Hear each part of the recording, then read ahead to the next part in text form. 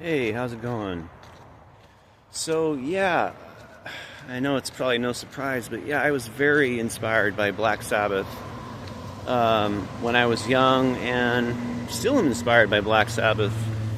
For those that have listened to Sleeper Cell or some of the other bands I've been in, I mean, it was the, there's no doubt about it. I mean, it's kind of hard to, how would I explain this? I want to say this scene, like the Northwest scene, was very inspired by bands like Black Sabbath and the Stooges, and of course, like lots of punk bands.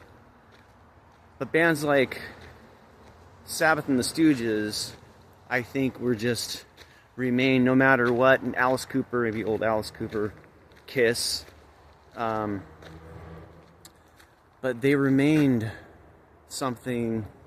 I mean, no matter what changes you went through with like listening, you know, your taste changed or whatever, still Sabbath always held this unique spot, over Zeppelin. Even that there may not even have been a Black Sabbath without Zeppelin. But hey, Zeppelin's amazing too. But I didn't give Zeppelin a freaking minute of my time until, I don't know, the 90s. I mean, really, like, no, I wouldn't say that. I'd say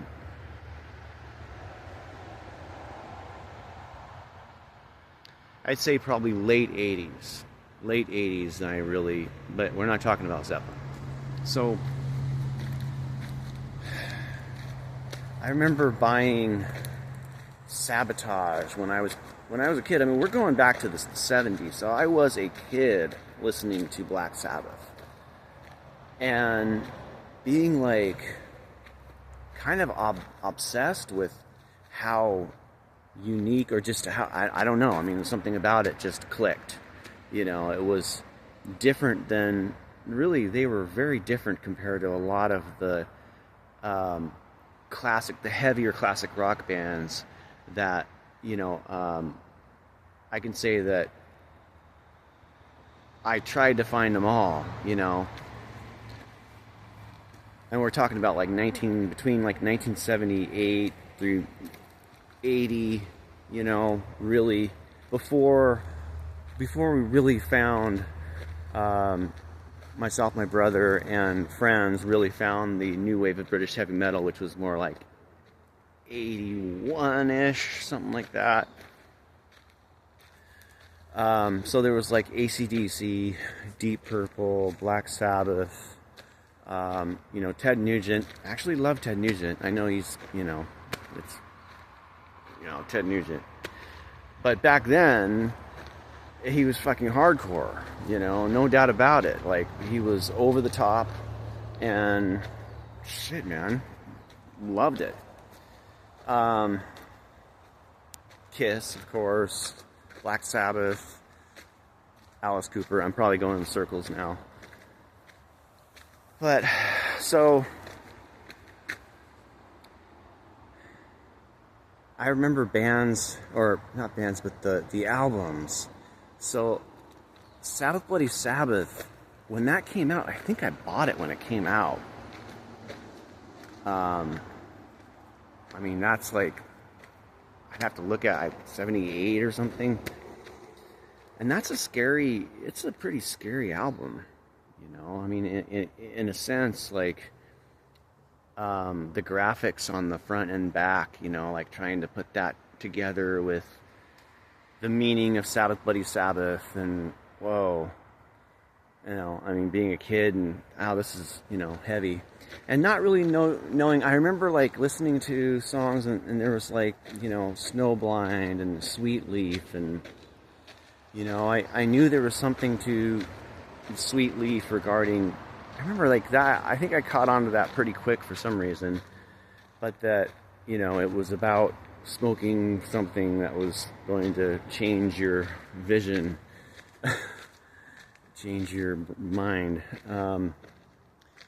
and it's not like I wanted to do it, but it was always like kind of curious. It was like, you know, if marijuana has something to do with like really cool heavy music, then, you know, count me in, you know. But I didn't really know, you know. I was like, but it's scary, you know. Don't know what'll happen. You know, the rumors were if you smoked weed, you die. And of course, there's songs like Snowblind, and as you got a little older, you start to find out songs like that were also about, you know, drugs or whatever. So, but anyway, yeah, so, I mean, Sabbath just, you know, Ozzy, I remember buying, like, running out to the record store when Blizzard of Oz came out, and I bought it. And I remember just going like, wow, because it really was like, you know, we didn't know what was going to happen. I was also a big Dio Sabbath fan, just as much as Ozzy. Absolutely. I mean, Heaven and Hell over Mob Rules for sure, but Heaven and Hell, yeah, it's still such a great album. Never got tired of those albums. But yeah, Blizzard of Oz, you know, I mean, that was like just mind-blowing, you know, like, I don't want to say even a comeback, but it's almost like, you know, there was this, I guess there was a point when nobody knew quite what Ozzy was going to do, and then there was rumors, and it's like, wow. I mean, that's literally, it's true. Like, anybody that loved Sabbath was very floored when Blizzard of Oz came out. I can't say a lot for the albums after. Well, actually, Diary of a Madman is pretty good. I do like that album. But after that, I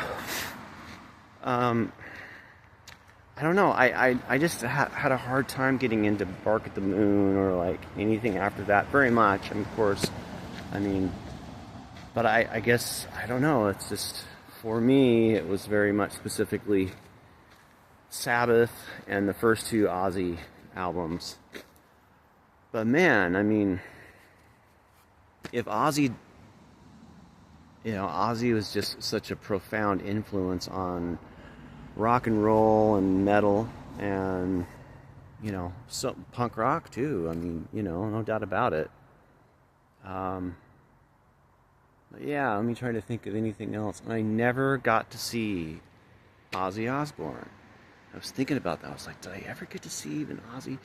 I remember I had a girlfriend back in the 80s that bought tickets to see Ozzy and Motorhead in Seattle. That was a show that was, like, booked. And it got canceled. So there were tickets. I was going to go with this girlfriend, Cherie Klaus. And yeah, we had tickets. She bought tickets. The show was canceled. Yeah, so never got to see Ozzy. I mean, I guess I don't even know if Sabbath played in Seattle when I lived up there. If they did, maybe for one reason or another, I had a show the same night or something. I mean, even Kiss, when there was an opportunity to see Kiss and I had a show the same night, I went to see Kiss. And I got back so late to playing that, like, the band was really upset at me because they had all this stuff on stage and they were, like, you know, getting ready to start without me. But I made it. Yeah, so, yeah. And you have, like, the first Sabbath album with the really eerie cover. I saw a video of some guy that found that house on the first Sabbath, or whatever it was, like a house or something on the edge of like maybe a river, but he found it and he took a picture of it, and I don't know, like, you know, maybe he talked about it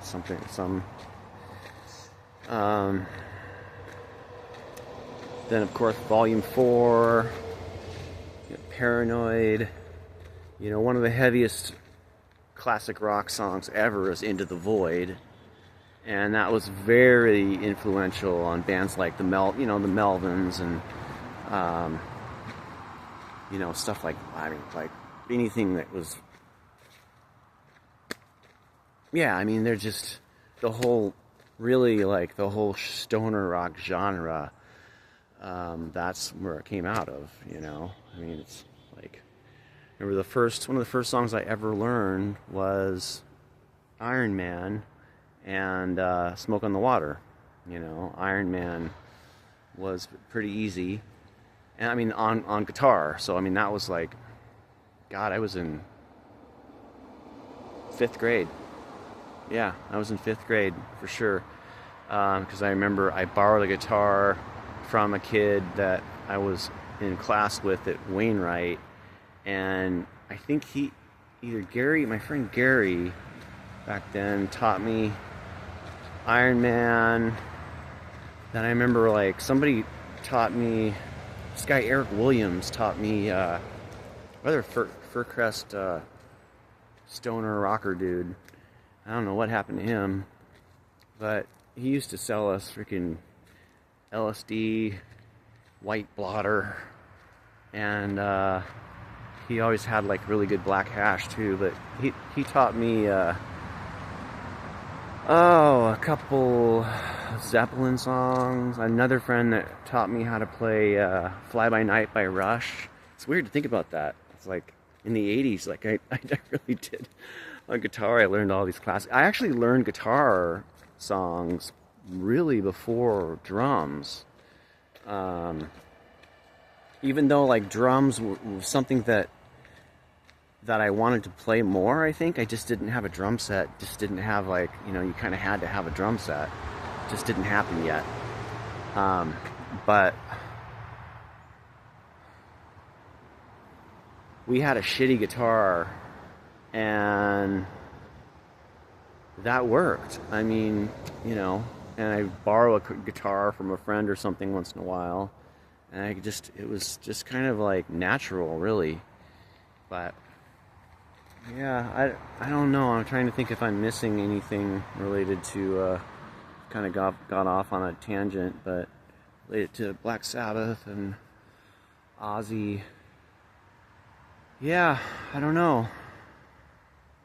Well, you know, maybe I was thinking about it. Maybe Ozzy's like singing in Motorhead now. You know, everyone from Motorhead passed away, and Ozzy. So maybe they're like, they started a band up there, and you know, raining down metal sound waves on us, and we have to catch them and then figure it out on our guitar. We don't even know.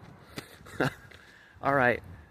Well, you guys have a great day, and it's a beautiful day here. I'm just going for a walk, and talk to you later. Bye.